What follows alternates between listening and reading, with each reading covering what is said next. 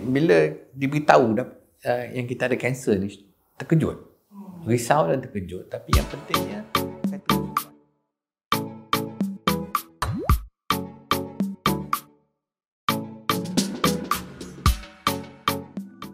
Ya, jadi saya bulan Oktober 2018 ada penasihat kewangan saya buat suggestion supaya saya beli produk insurans. Tapi dia kata kena buat medical test. Saya ingat okey lah sebab saya sihat walafiat pada masa tu. Jadi bila buat test tu, dia buat PSA test, iaitu cancer marker untuk prostate. Sekali nampak agak tinggi. Jadi doktor kata you are suspected of prostate cancer. Kemudian kita buat test lagi lah. Yang test yang kedua tu MRI test. Dia ambil gambar dan gambar tu kata boleh jadi ada prostate cancer. Jadi kena pergi ke test yang ketiga, iaitu biopsi. Bila buat biopsi tu dapat confirm lah yang memang ada prostate cancer. Itu bulan Disember, akhir bulan Disember 2018, bila biopsi tu dapat buat ketentuan yang ada prostate cancer.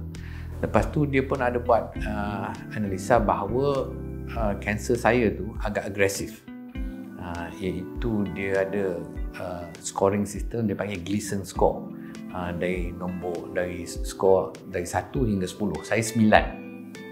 Iaitu dia kata kalau kita tak bawa keluar prostate tu sekarang, boleh jadi benda ni merebak ke kawasan lain dalam badan. Itu dia katakan advanced stage dah lah, bila dah merebak.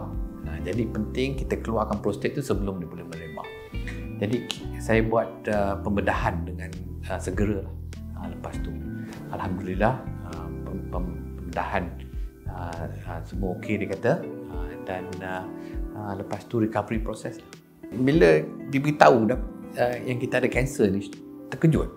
Risau dan terkejut. Tapi yang pentingnya saya terus buat research. Kita siasat tentang penyakit ni, dan saya agak confident lah. Dua, yang ini masih awal, dan keduanya kalau awal kita boleh pulih dengan sepenuhnya. Semua terkejut. Isteri saya dia masa tu dalam bilik doktor tu, dia pegang tangan, dia kata kita akan menang. Dia bagi positive encouragement. Saya pun tak beritahu ramai orang, keluarga dan kawan-kawan yang rapat, dan semua memberi support dan selalu katakan, bagi perkataan sokongan yang positif lah.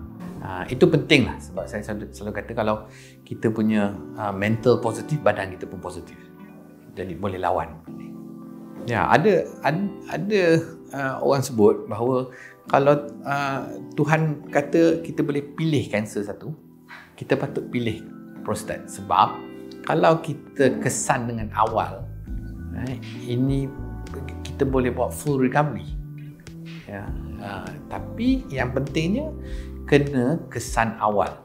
Jadi untuk pihak lelaki, saya selalu kata kalau kita lebih dari 50 tahun, patut buat PSA test tiap-tiap tahun.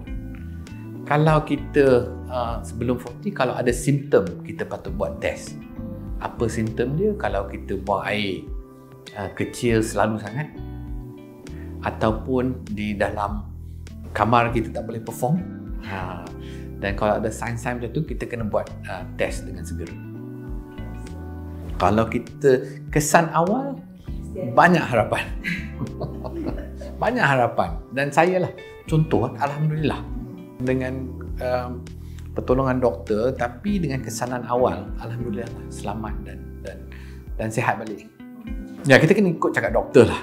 Yang pertamanya kita kena sentiasa positif, dan pembedahan ni yang pentingnya setelah pembedahan tu, bila kita di rumah sendiri, kita kena ikut instruction doktor. Kalau dia suruh buat exercise, sebab ni badan kan, dari segi pelvic exercise dan lain-lain, kita kena buat. Dan dari segi check up yang selalu pun kena buat. Just ikut cakap dia, jangan pandai-pandai. Orang yang suka begitu kepada perubatan. Kita kena ikhtiar lah. Ya, tapi kalau nak advice saya, kita kena ikhtiar dengan doktor biasa lah. Ya, sebab saya selalunya orang tak nak berkongsi, berbual pasal topik ni. Ada yang kata malu sebab kita ini involve sexual function dan lain-lain. Tapi sebab saya dapat second chance, saya kira survivor, dan saya rasa saya patutlah tolong orang lain supaya dia orang pun boleh jadi survivor. Sebab sekarang kalau kita tengok data sekarang di Malaysia ni, 60% orang yang dapat prostate cancer dikesan pada masa lewat.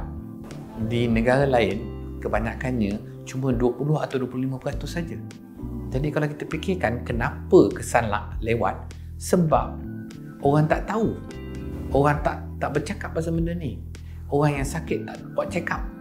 Jadi patutlah saya keluar cakap. Saya harap orang lain pun yang survivor seperti saya keluar bercakap pasal topik ni. Kalaulah dapat diberitahu ada kanser, kita kena sentiasa positif dan selidik, buat your own research, pengetahuan ni penting, dan memang semua kanser ada treatment, insya-Allah. Kita kena ikhtiar.